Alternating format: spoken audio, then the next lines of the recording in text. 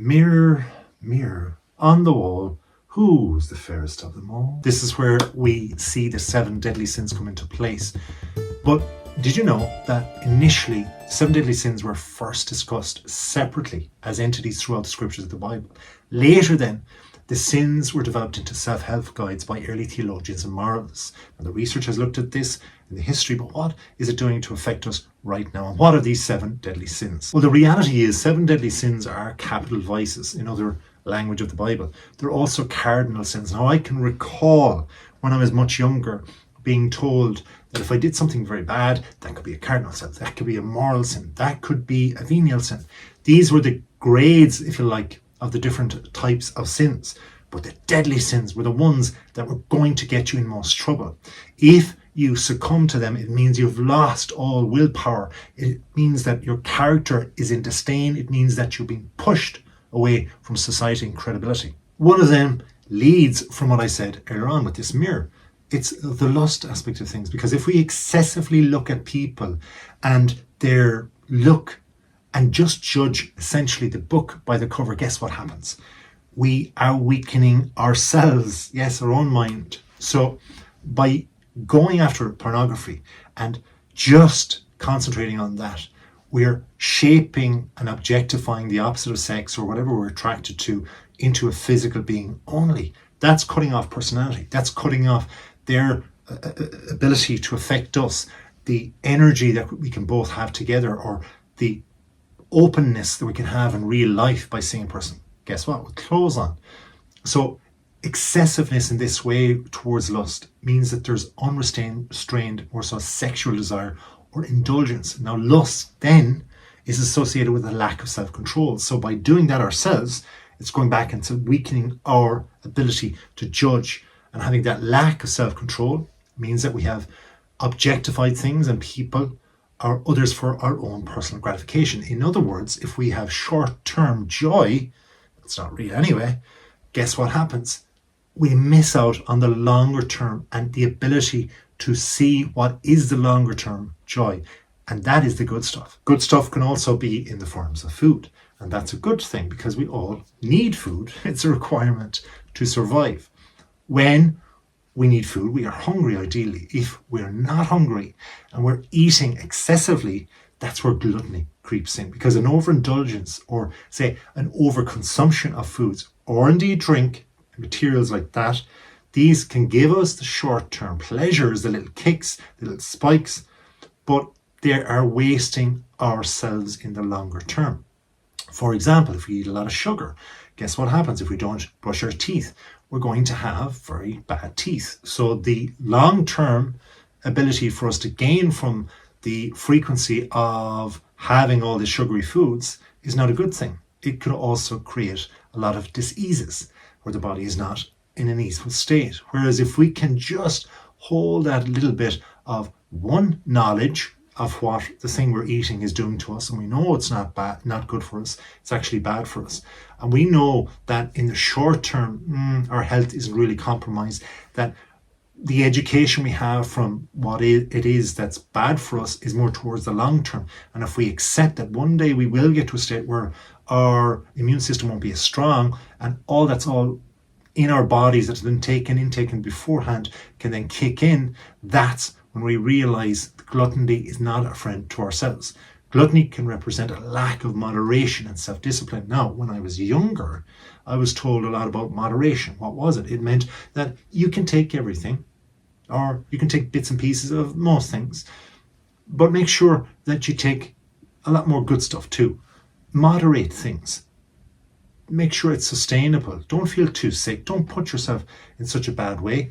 And do a little bit of it, and that's a little bit what you fancy, essentially, is a good thing. And I thought that was great advice, because we cannot ultimately predict the future, but what we can do is we can be moderate in the way we look at our moods and we go, hey, look, I'm not a robot, I'm an emotional person, and I'm sure you are too. So with that, we need to be able to control what we can control for now, and understand that unfortunately there are guarantees in life that bad things will happen. And when bad things do, that's a dip that I can maybe have some extra food or some extra drink. But if we're doing an excess amount of things, that's where another sin like greed comes in. Because with greed, what happens is we have an excessive amount of stuff. Now, if we, for example, take money in that, we often see it around the world where people want more and more and more and more, and they grow and grow and grow, and they have lots of it. Fantastic. But if they cannot stop and assess themselves and go, I actually have enough here, way more than I need, and stop and go, what do I need to do now? I need to take a breath. I need to assess myself and go, wonderful, I needed that more attitude to get myself here. But do I need it now? No. Well, then how can I use it in a positive way? Well, I can look down and see others who are climbing up using their time, their money. Maybe they might have as much as you have, for example, or you made, an energy in the way you did or in a different way, in their own way, but they're showing effort, they're showing resilience, and they're showing an ability to get there. Why? Because they need to grow too. If you can connect with that person and just help them, pull them up along the way in a responsible and ethical and good way, that's where you're allowing to connect with others. That's where there's a kinship. That's where you can respect, rather than the greed of going higher, higher, higher, where there's nothing really in need for you to do with that. All it's doing is pulling you away from people that you're most like-minded towards.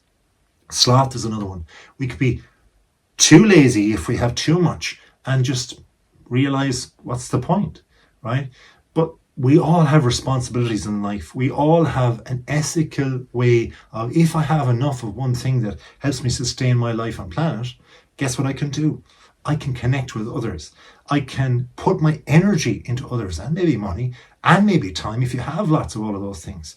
You see, sloth is characterized by a lack of motivation. Now, often we are, especially in the Western world, motivated by personal gains, by personal me, especially in the last few decades. So if we have got those things and we have been productive and we have the outcome of everything, that's a wonderful thing. But we can lead in this way rather than being lazy, because we want to have meaningful goals. And even if we remember attaining those goals ourselves, if we can connect, that's why if we have children, if we have nephews or nieces, or if we have people around us that we want to help, to coach, to mentor, to teach, we can do that and make sure that sloth is pushed away. Anger can be another thing. We can become very intense. Now, anger can drive us, don't get me wrong. It can drive us to a good thing if we use that anger in a good way. But intense and uncontrolled feelings of anger, rage or resentment towards others can make sure that there's only one winner. And guess what? We might know who the winner is, but we certainly know that the loser is you or me. If I'm angry towards others, the reality is I need to assess what it is and why these people are lighting my fuse regularly. Why is it that this is allowing me to feel this way? Why do I have this cloud of rage? Why am I irritable around others? It's only pulling me back. It's not helping with anybody else, and those around me are being pushed away. Another one kind of similar in that way is our feelings of envy. I don't know why, but that person has something. I am envious or jealous, because jealousy or even resentment towards others for their success, or maybe what they have, their possessions or their qualities, that means I should be there. I should be there. And that's okay if it motivates you to a certain amount.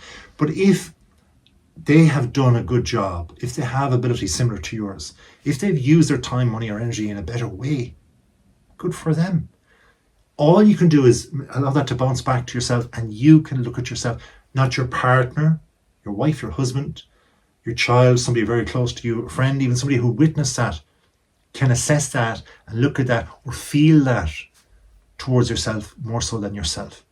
You are alone in this and you cannot go back. Perhaps it was something that you wanted to do and you knew you had the ability within yourself. All you can do is go forward. So go closer to that person and make sure that person that has attained, and say to them, admit to them, I admire you. And here's why. I could have been envious. I was feeling like that, but I realized it was towards me because I believe I had that ability. I believe at one stage I could have done that. Now I'm a bit rusty. Maybe you can help me. Use that, get a kinship going, because envy involves a desire or a way of wanting others to have the sense of discontent or inferiority in comparison. And that is not going to be your friend. Lastly, pride, vanity, wanting more, having more, and then pride and excessive self-importance, even arrogance, not good. Confidence, a very good thing. But if you have an inflated ego, and this pride involves, say, an exaggeration of your own importance or your self-importance or your abilities or your accomplishments or status. Maybe if you disregard others and you're just like pushing yourself forward when others are just being pushed back in your wake, that's not a good thing. Leaders are softer than that. So look at what you have, and if others are looking at you, good. Start opening out towards them. And in doing so, you'll bring them with you and you'll go forward together. Those are the 7 deadly sins. I hope, like myself, we're always on the watch out for how we can use them in a positive light towards ourselves and others. If you've enjoyed watching, thank you, and please watch more.